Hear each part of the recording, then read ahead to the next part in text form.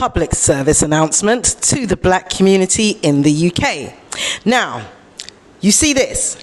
Did you know that the Church of England actually has a 1 billion, yes, as it says there, £1 billion fund because of the effects of chattel slavery from Africa to the Caribbean, the UK, etc., and the part and the role that they played in it? Oh, and do you know that this funding is only, and it is specifically earmarked for the black African and Caribbean community in the UK? Oh, did you also know that there are people within our community who actually sit on the panel and board, and they have done for the last 8 months in our community, but the community are unaware? Oh, let me just read you something. Now, as you can see, this news article is from March this year. Now, the funding pot has been made available and was opened in October 2024. So please go and search it and do some research of your own so that you can apply for this. But let me give you some background just so that you're aware, because you remember what happened with Windrush. The fact is, you guys know. So now we want to make sure that there's no gatekeeping going on and that you guys are aware, so you can go and apply for this fund to support your causes and organizations within our community because of the impact of this. Okay? Right. So, the £100 million, I'm skipping out the top because it's just given a blah blah. The £100 million initially earmarked by the church commissioners was insufficient relative either to the scale of the commissioners' endowment or the scale of the moral sin and crime. The church commissions, the body that manages the COV's huge financial assets, accepted the report in full. However, the commissioners are not increasing the £100 million investment, but are aiming to attract co-investors to increase the fund's value.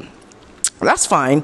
Let me go down. A £1 billion fund would dwarf moves made by other UK institutions to address the legacy of slavery.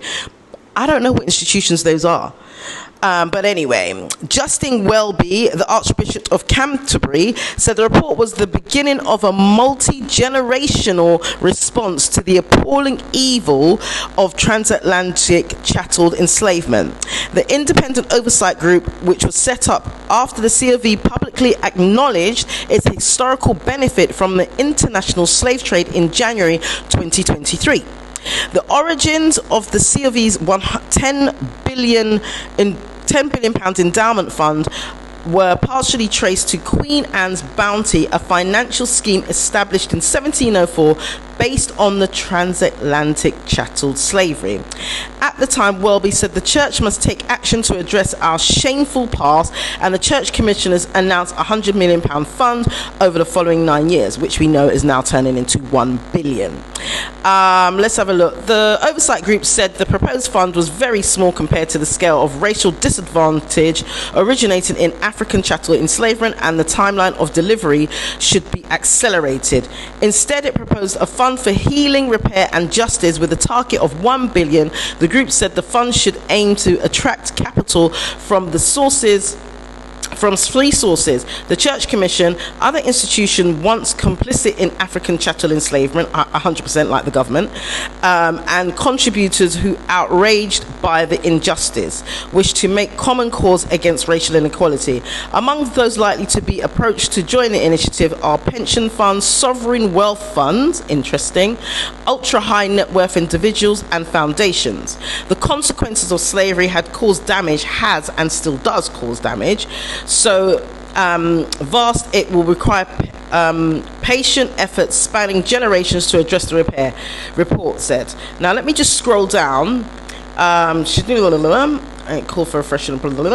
Right, Reverend impact of slavery persisted today. She said that it was measurable and apparent in everything from pregnancy and childbirth, outcomes to life chances and birth, physical and mental health, education, employment, income, property and the criminal justice system. We hope this initiative is just the start and is the catalyst to encourage other institutions to investigate their past and make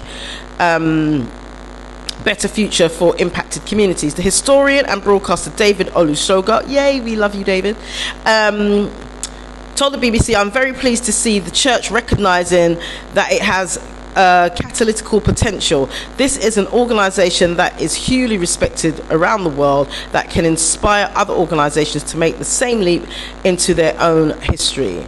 And it just goes on and on and on to talk about what's going on. So basically, all of that to say,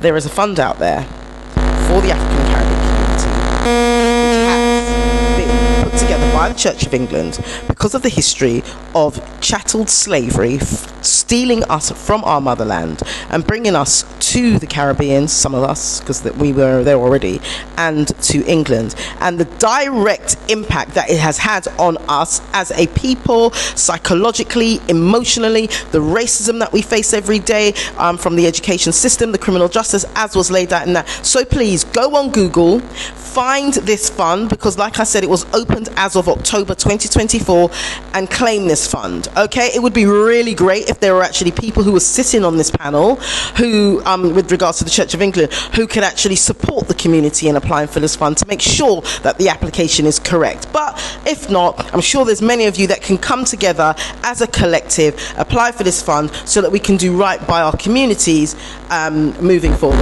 Okay, just here to spread the news. Take care, give care.